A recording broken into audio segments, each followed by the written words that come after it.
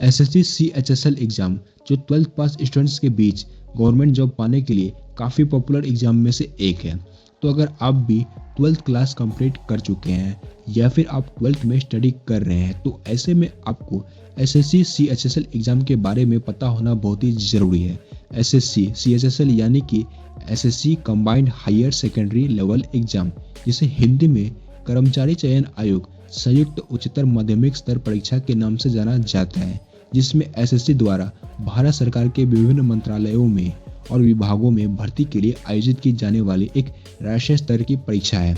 इस परीक्षा के जरिए केंद्र सरकार डाक सहायक, lower divisional clerk, court clerk, sorting assistant, data entry operator, junior secretariat assistant जैसे पोस्ट पर भर्ती करवाती है। और एसएससी सीएचएसएल एग्ज़ाम की एलिजिबिलिटी क्राइटेरिया की बात करें, यानी कि इस एग्ज़ाम को कौन कौन दे सकता है, इसकी बात करें तो इस एग्ज़ाम में शामिल होने के लिए कैंडिडेट्स का कम से कम 12th पास कंप्लीट होना ज़रूरी है। और इसके अलावा उनकी जो एज है वो 18 से 27 वर्ष के बीच होनी चाहिए। और इसके अलावा एससी एसटी और ओबीसी के कैंडिडेट्स को उम्र सीमा में छूट दी जाती है। तो अब एसएससी सीएचएसएल एग्ज़ाम के सिलेक्शन प्रोसेस की बात करिए तो एसएससी सीएचएसएल एग्ज़ाम का सिलेक्शन प्रोसेस 2 स्टेप में कंप्लीट होता है, यानी कि टीयर 1 और टीयर 2, जिसमें टीयर 1 सिर्फ पासिंग के लिए इंपॉर्टेंट है। जी हाँ, टीयर 1 का एग्ज़ाम अगर आप पास कर लेते हैं तो आपको टीयर 2 के एग्ज़ाम के लिए बुलाया जाता है। लेकिन टीयर 2 इंपॉर्टेंट है क्योंकि टीयर 2 में आए हुए नंबर्स के बेस पर ही आपको पोस्ट दी जाती है, उसी के बेस पर आपको पोस्ट मिलती है। तो टीयर 2 में अच्छा मार्क्स लाना इम्पोर्टेंट है।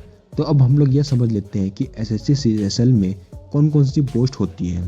तो एसएससी सीएचएसएल एग्ज़ाम के जरिए lower divisional clerk, LDC, junior secretary assistant, JSA और डेटा एंट्री ऑपरेटर डीईओ जैसी भूमिकाओं के लिए योग्य उम्मीदवारों की भर्ती करवाता है। जिसकी सैलरी की बात करें, क्योंकि अलग अलग पोस्ट है तो इस वजह से इन सभी की सैलरी अलग अलग होती है।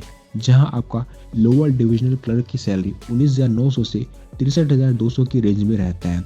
तो ये जो सैलरी है ये कंप्लीट बता पाना पॉसिबल नहीं है, क्योंकि सैलरी अलग अलग लोकेशन के बेस पर शहर सिटी के लिए अलग और विलेज एरिया के लिए अलग अलग हो सकती है। तो ये कम्प्लीटली लोकेशन पर डिपेंड करता है। इसके अलावा यहाँ पर ये जो पेमेंट आप देख रहे हैं ये विदाउट डीए एचआरए के बेस पर है। जैसे कि 19,900 का ये जो पेमेंट आप देख रहे हैं इसमें एचआरए, हाउस रेंट अलाउंसेस और कई तरह के अलाउंसेस जुड़े हुए नहीं है। ये विदाउट अलाउंसेस ये पेमेंट है। इस पर कई तरह के अलाउंसेस और गवर्नमेंट के द्वारा दिए जाने वाले फैसिलिटीज़ जुड़ेंगे। तो इसका जो ये जो अमाउंट आप देख रहे हैं ये अमाउंट बढ़ जाता है काफ़ी ज़्यादा। तो इसका अभी कैलकुलेशन नहीं किया गया है। तो यहाँ पर लोअर डिविजनल क्लर्क के लिए 19,900 से 63,200 की रेंज में पेमेंट दिया जाता है। वहीं जूनियर सचिवालय सहायक के लिए 19,900 से 63,200 का वेतन रखा गया है। वहीं यहाँ पर डेटा एंट्री ऑपरेटर डीईओ के लिए 25,500 से 81,100 के बीच में पेमेंट रखा गया है। वहीं डेटा एंट्री ऑपरेटर डीईओ के लेवल 5 की पोस्ट के लिए 29,200 से 92,300 के बीच का पेमेंट रखा गया है। वहीं डीईओ ग्रेड 1 के लिए 25,500 से 81,100 के बीच का वेतन रखा गया है।